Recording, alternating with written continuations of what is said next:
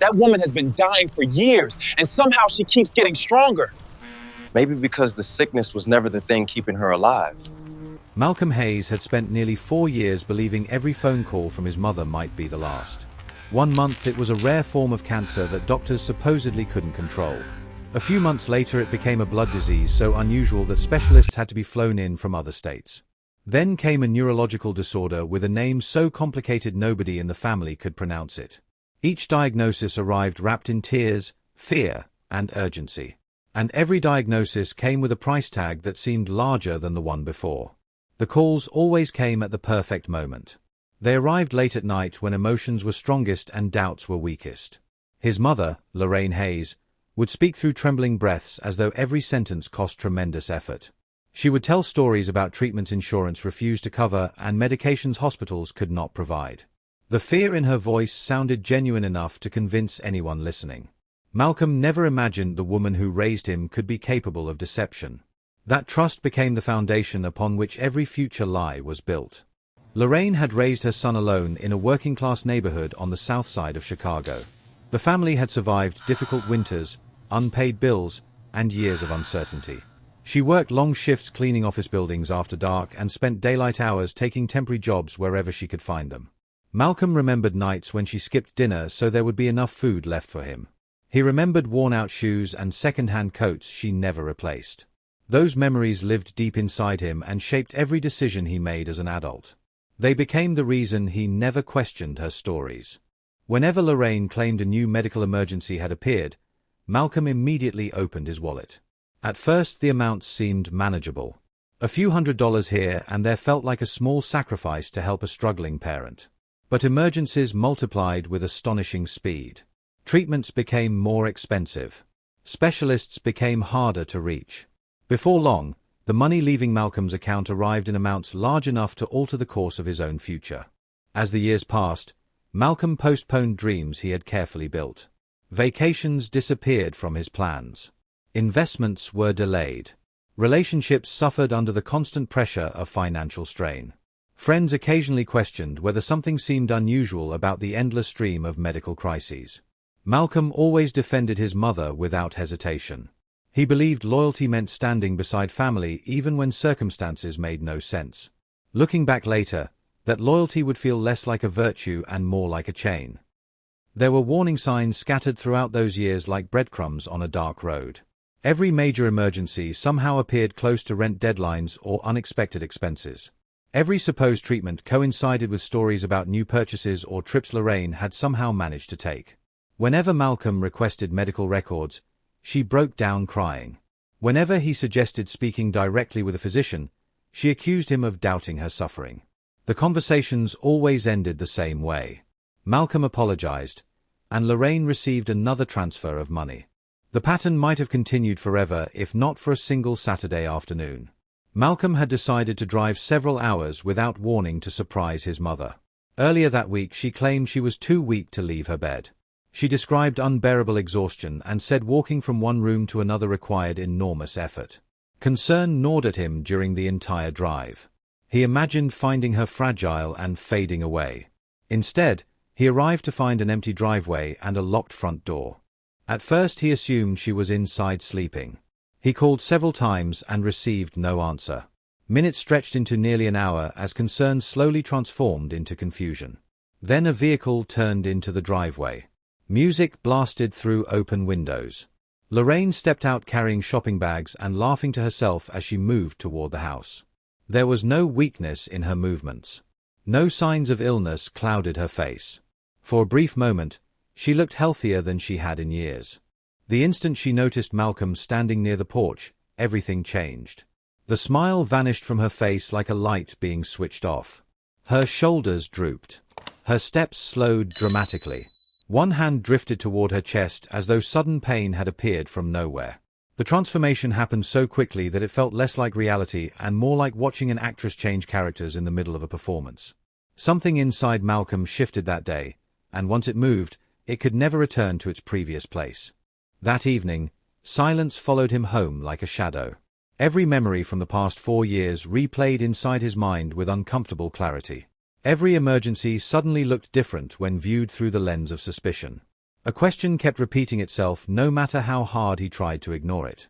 "What if she isn't sick?" the voice whispered relentlessly. Another voice answered from somewhere deep inside his heart. "Then somebody has been living inside a lie for a very long time." And for the first time, Malcolm considered the possibility that the dying woman everyone pitied might be hiding a secret far more dangerous than any disease. The following morning, Malcolm sat alone at his kitchen table long before sunrise. Sleep had abandoned him completely during the night. Bank statements covered every available inch of the table like pieces of a puzzle he had never intended to solve.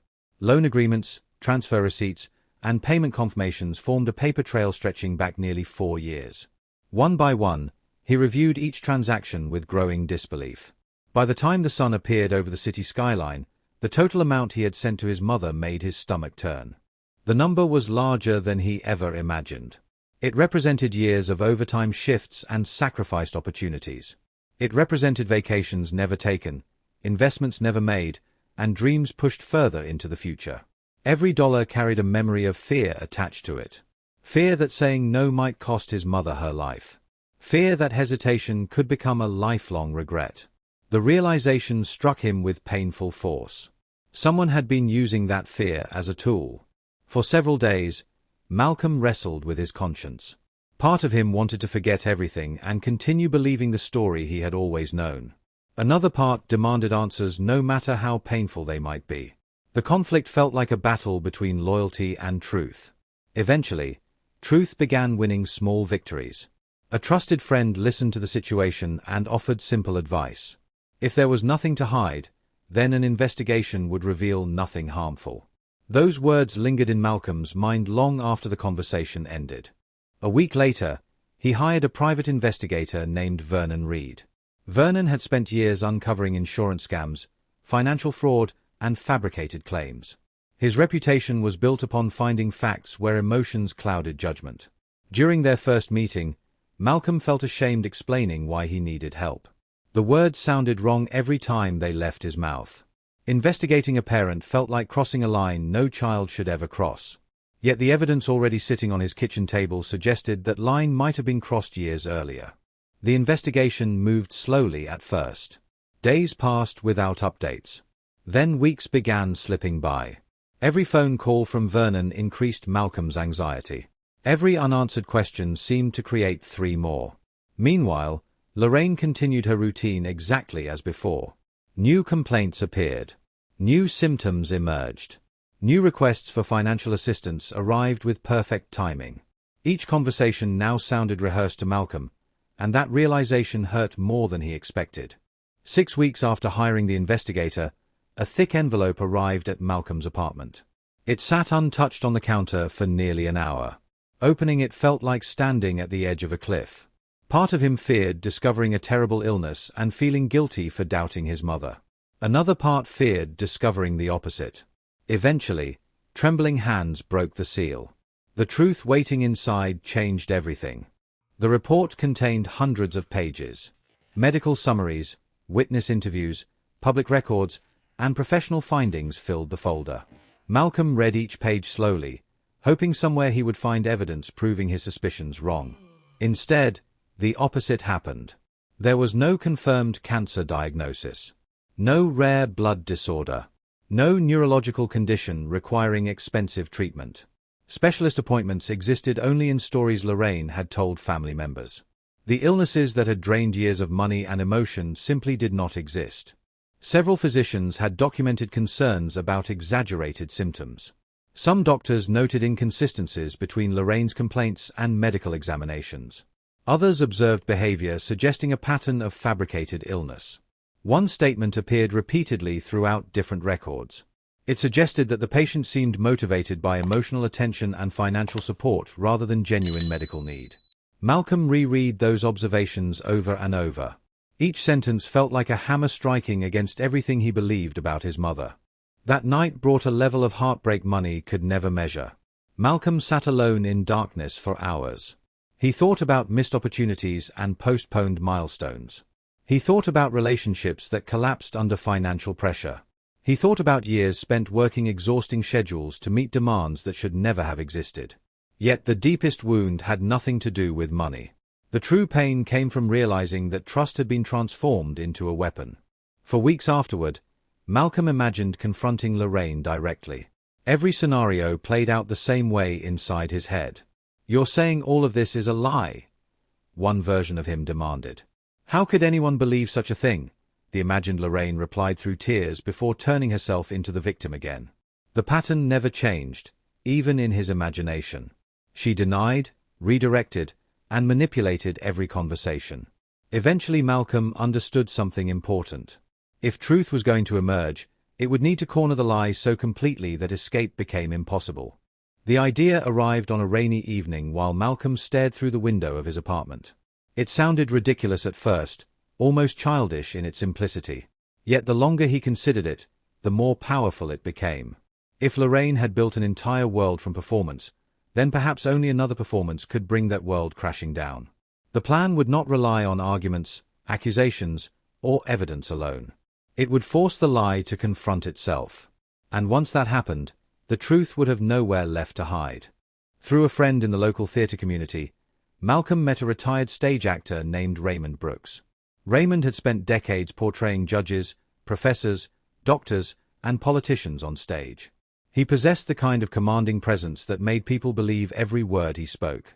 After reviewing the investigation files, Raymond leaned back quietly in his chair. The silence lasted several moments before he finally smiled. He admitted that he had seen many unusual stories in life, but few matched the determination required to maintain a deception for so many years. That was the moment the trap truly began. Over the following weeks, Malcolm and Raymond created an elaborate scenario. A renowned medical specialist would supposedly review Lorraine's unique condition. The specialist would offer access to a revolutionary treatment unavailable to most patients. The treatment promised extraordinary success and nearly guaranteed recovery. However, it came with one unavoidable requirement. Every diagnosis would undergo extensive verification by independent laboratories and international review boards. Any false medical claim would immediately become part of a permanent record. The bait was irresistible, but the hook was hidden beneath it. When Malcolm called Lorraine with the news, excitement filled her voice almost instantly. She asked question after question about the specialist. She wanted to know how such an opportunity had appeared. She wanted to know whether recovery was finally possible. The eagerness sounded strange to Malcolm. A truly sick person might have sounded relieved, hopeful, or emotional. Lorraine sounded as though she had just won a prize. That reaction strengthened his resolve more than any investigation report ever could. The appointment took place inside an elegant office suite in downtown Atlanta. Every detail had been carefully arranged to appear authentic. Framed medical certificates lined the walls. Professional staff greeted visitors in the lobby. The setting looked exactly like the kind of place wealthy patients traveled across the country to visit. When Lorraine arrived, her transformation happened immediately. Her posture weakened. Her breathing slowed dramatically. Her movements became careful and fragile. The performance had returned once again. For nearly an hour, Raymond guided the conversation with remarkable skill. He described fictional treatments using language complicated enough to sound convincing. Lorraine nodded confidently and added details about symptoms she never experienced. Each answer carried her deeper into the story she had created. Then Raymond slowly folded his hands and delivered the moment everyone had been waiting for. The treatment, he explained, had one final requirement. Before approval, every aspect of the illness had to be verified beyond doubt. Suddenly, the confidence in Lorraine's face began to fade. Raymond spoke calmly as he listed the procedures. Independent blood analysis would be required. Historical medical records would be reviewed by outside experts. Genetic screening would confirm the condition. Long-term monitoring would continue for years afterward. Finally, he mentioned that any patient found fabricating illness would receive a permanent classification for medical fraud. The room fell silent. The color drained from Lorraine's face. For the first time all morning, she seemed genuinely afraid. A stack of documents was placed in front of her. Raymond pointed toward the signature line and waited. Lorraine stared at the pages without touching them. Seconds stretched into a full minute. Her eyes shifted toward Malcolm, searching for rescue. None came. The silence grew heavier with every passing moment. Then something remarkable happened. The weak posture disappeared. The trembling voice vanished. The sick woman everyone knew seemed to evaporate before their eyes. Doctor, I wanted to let you know that the treatments have worked. I am officially no longer sick. I think something has changed recently, Lorraine finally said. Maybe the illness is gone. Raymond raised an eyebrow and asked whether she still considered herself sick. The question lingered in the air like thunder before a storm. After a long pause, Lorraine shook her head. No diagnosis. No symptoms.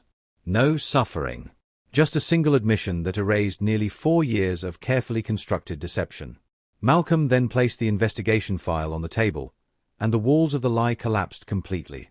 The confession that followed surprised everyone, including Malcolm. It was not greed that had started the deception. It was not luxury or wealth. She liked being needed, Lorraine admitted through tears. Those few words explained years of manipulation better than any investigation ever could.